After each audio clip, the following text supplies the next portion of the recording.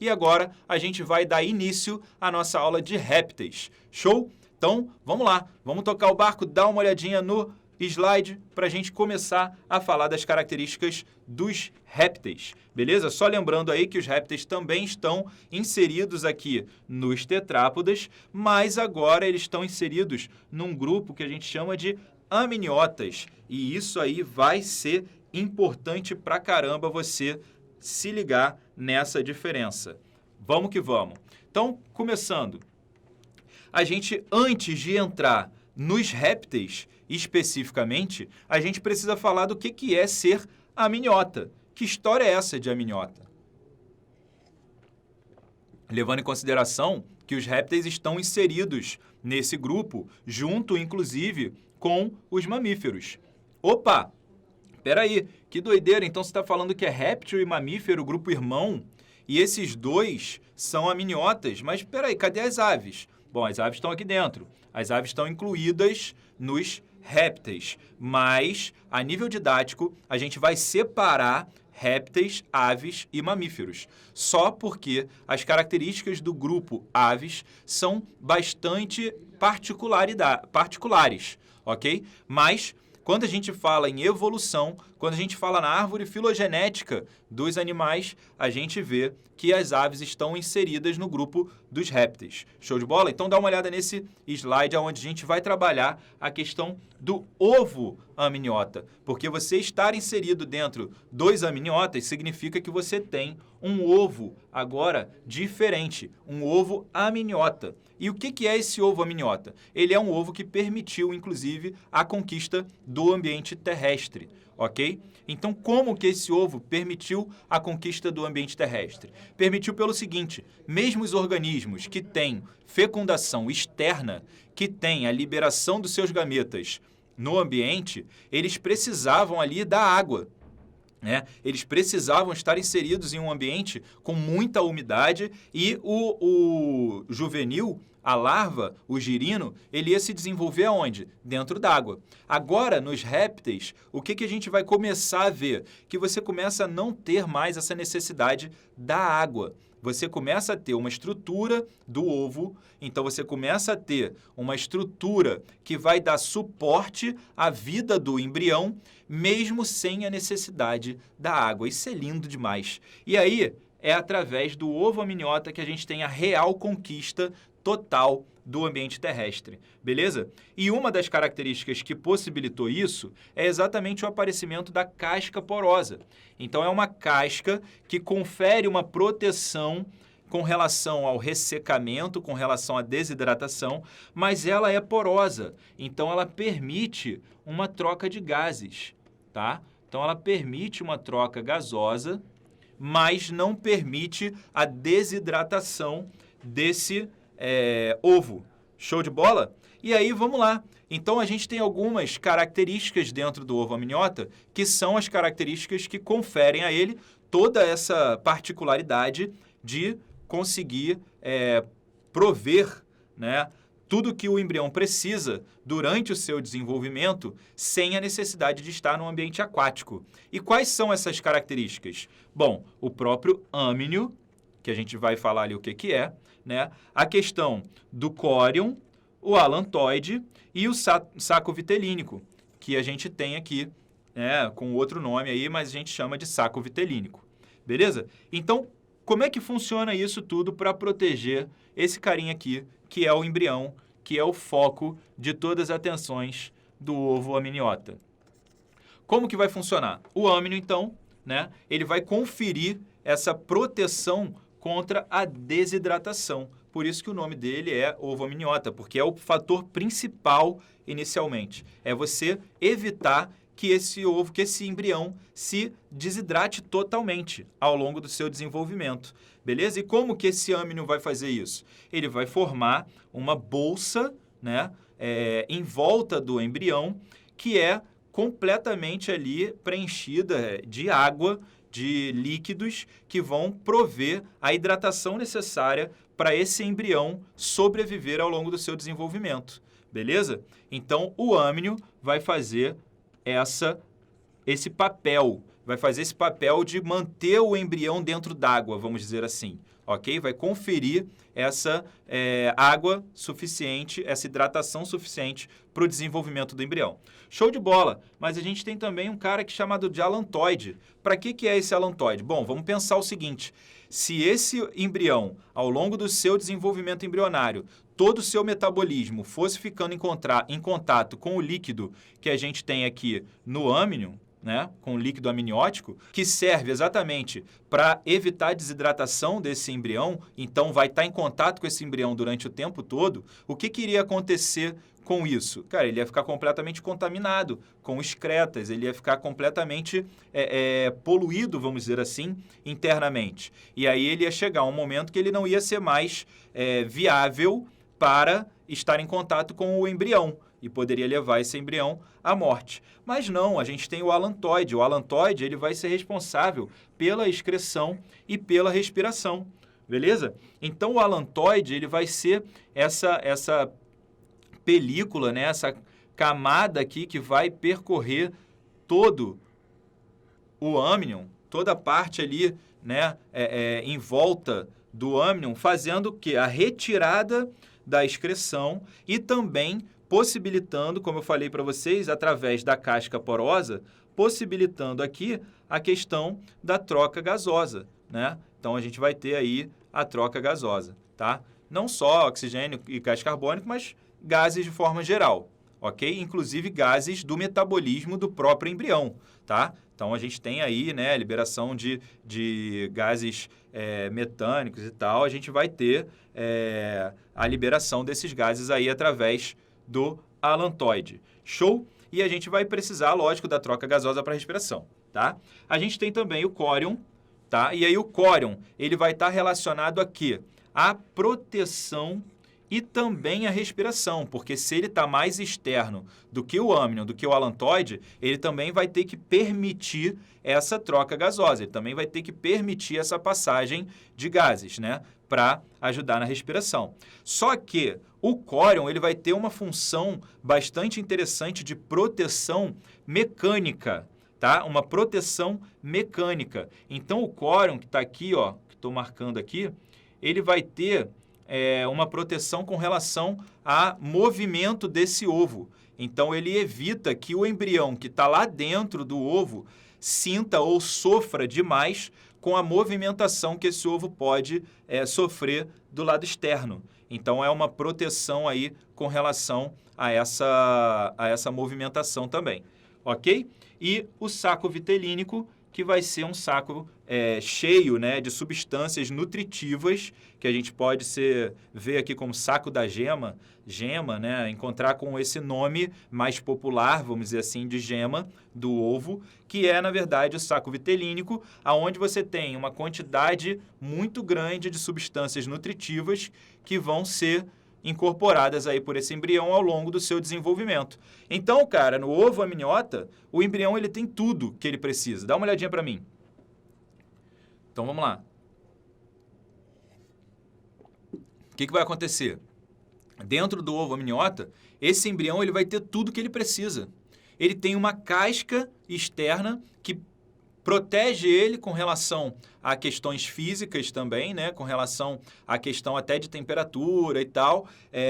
Não estou dizendo que mantém temperatura endotérmico lá dentro, não é só isso.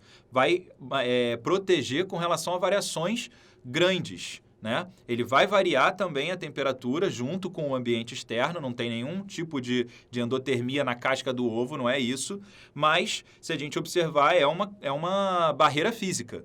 Tá? Então, ele vai ser uma barreira física, vai proteger com relação a questões físicas mesmo, né? Choques e tal, tem uma densidade ali, só que ela é porosa, e ela sendo porosa permite a troca de gases. Então, você vai ter a passagem dos gases ali para poder fazer a respiração e liberação de gases metabólicos que vão ser gerados ali dentro. Show de bola! Além disso, você vai ter a questão da hidratação, né? Sendo ali suprida pela questão do âmnion, não vai precisar então mais da água. Além disso, você vai ter uma estrutura para tirar os excretas, para manter armazenados os excretas fora do contato com o âmnion e fora do contato com o embrião.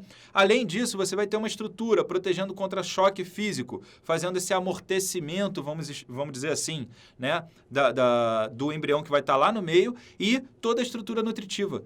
Bom, no ovo amniota você tem tudo suficiente e necessário para o desenvolvimento do embrião até ele conseguir sair do ovo, até ele já ter um desenvolvimento completo, formado e já ter estrutura para quebrar esse ovo e conseguir sair, beleza? Então isso é uma novidade evolutiva totalmente importante para a conquista do ambiente terrestre. Show de bola? Então o ovo amniota tem que ficar ligado, tem que saber, porque é algo que é alvo de questão. Show? Vai lá, dá uma olhada no slide, vamos continuar. E aí sim, a gente dá uma olhada, né, na questão da filogenia dos amniotas. Então, agora da galera toda que tem ovo amniota. E aí, dentro dessa filogenia dos amniotas, eu quero que você perceba o quê? Que as aves estão inseridas, né, junto com os outros répteis. Show de bola? Então, as aves estão junto com os outros répteis e esse grupo gigantesco de répteis, ele é um grupo irmão aos mamíferos. Tá ok? Só que, como eu falei, mesmo que todos esses répteis estejam incluídos no mesmo grupo, a gente separa o estudo em répteis e aves, para a gente poder ter características mais fáceis didaticamente de estudar, separar um do outro, beleza? E aí, ó, a gente tem os répteis que a gente vai estudar, que são os atuais, né? A questão aí das tartarugas, os lagartos, os cobras, crocodilos, jacarés, etc, tá? E aí aqui os extintos, né, que a gente não tem mais essas ordens específicas aí. E aqui as aves a gente vai estudar depois. Show de bola? Então agora, nesse momento, nós vamos estudar esses carinhas aí. Os répteis que não são aves e que estão vivos hoje em dia. Show de bola? Então nesse slide aí, a gente consegue ver algumas das características dos répteis. Show? Vamos lá. Então, esses répteis, eles são realmente os que conseguiram conquistar o ambiente terrestre, tá? E como que são características que favoreceram a conquista desse ambiente terrestre. A gente tem a questão da pele grossa e seca, além, é claro, da questão do ovo amniota, né? É lógico que a gente não vai precisar repetir isso aqui direto, a questão do ovo amniota, porque todos são amniotas. Então, todos vão ter as estruturas, né, que o ovo amniota tem ou derivações delas, ok? Então, os répteis vão ter essa pele grossa e seca. Diferente dos anfíbios, que precisavam fazer respiração cutânea, os répteis agora não vão precisar mais. Então, eles já podem ter uma pele bem grossa, bem seca, que evita a desidratação, porque a sua respiração agora ela é completamente pulmonar. Então, o pulmão agora ele consegue dar conta de 100% da respiração. Beleza? Isso é extremamente importante para a conquista do ambiente terrestre. Além disso, ele vai ter a excreção de ácido úrico, né, um produto nitrogenado aí, que permite excretar esse produto nitrogenado com uma quantidade muito pequena de água. Então, ele não é muito solúvel em água, né? Então, isso permite a excreção desse composto nitrogenado sem a necessidade de perder um volume muito grande de água na urina. Ok? Então, a excreção de ácido úrico, ela também vai ser extremamente importante para a conquista do ambiente terrestre, para os répteis. Beleza?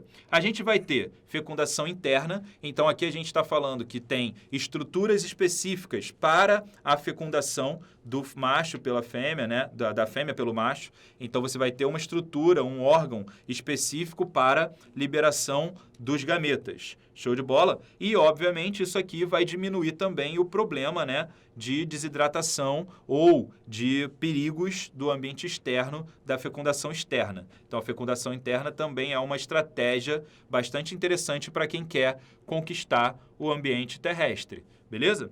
Além disso, a gente tem, obviamente, né, a sua maioria ovípara, ok? Então vai ter o desenvolvimento do ovo, né? Vão colocar os ovos e esses ovos vão se desenvolver e através desse desenvolvimento vai nascer um indivíduo juvenil. Só que no caso dos répteis, o indivíduo juvenil ele tem um desenvolvimento direto, ou seja, o filhote, o juvenil, ele já é um adulto pequenininho. Então, esse desenvolvimento não passa por metamorfose, não precisa fazer aquela mudança de todas aquelas estruturas do corpo do animal entre juvenil e adulto. Então, o pequenininho, o filhotinho, é como se fosse um adulto em miniatura, beleza? Isso é o desenvolvimento direto, não ter metamorfose. Ainda são ectotérmicos, então ainda tem a sua temperatura corporal regulada pela temperatura do ambiente. E aí é legal, dá uma olhada para mim aqui rapidinho, é legal a gente lembrar disso. Por quê? Porque a gente vê os organismos, os répteis, basicamente fazendo um processo, né, um procedimento, vamos dizer assim, clássico de réptil, que é ficar lá exposto ao sol ou em pedra, em locais que sejam quentes, exatamente para que aquilo aumente a temperatura corporal e o seu metabolismo tenha uma ativação diferente, beleza? Então, quando a gente fala lá que está lagarteando, né, que está lá exposto ao sol, paradão, sem fazer nada, é porque esses organismos, esses répteis, esses animais, precisam absorver calor do ambiente para poder ter uma mudança no seu padrão metabólico. Beleza? Então vai lá, dá uma olhada no slide, vamos continuar. Aí a gente tem ainda, ó, circulação dupla e incompleta, do mesmo jeito que eu falei lá nos anfíbios. A gente vai ver no finalzinho da aula que o coração dos répteis é um pouquinho diferente do coração dos anfíbios, mas a gente continua tendo uma circulação dupla, ou seja, o sangue passa 2 vezes no coração em um ciclo de circulação, e incompleta, porque ainda ocorre a mistura entre sangue rico em oxigênio e sangue pobre em oxigênio, sangue arterial e sangue venoso, beleza? Então, ó, a gente tem aí alguns exemplares, né, dos répteis. Então, a gente tem as tartarugas aí, né, tartaruga marinha, a gente tem alguns lagartos aí diferentes, as serpentes, e a gente vai ter... Opa, ainda não vamos para a ave não. E a gente vai ter uma característica bastante interessante dentro do grupo dos répteis, que é o seguinte: você tem uma diversidade de ambientes possíveis, né, de terem sido colonizados pelos répteis muito maior. Então, dá uma olhadinha para mim aqui, para a gente fechar esse conceito. O que acontece? Depois que você tem a conquista do ambiente terrestre, lembra o que eu falei. Então, significa que todos os répteis vão ser só terrestres? Não, tem répteis que vão conseguir viver, né, principalmente aí na parte aquática, marinho, inclusive, dulcícola. Então, eles conquistaram uma gama, uma diversidade de territórios, de ambientes muito maior. E aí, quando a gente olha para um réptil que volta para o ambiente aquático, a gente tem que pensar o quê?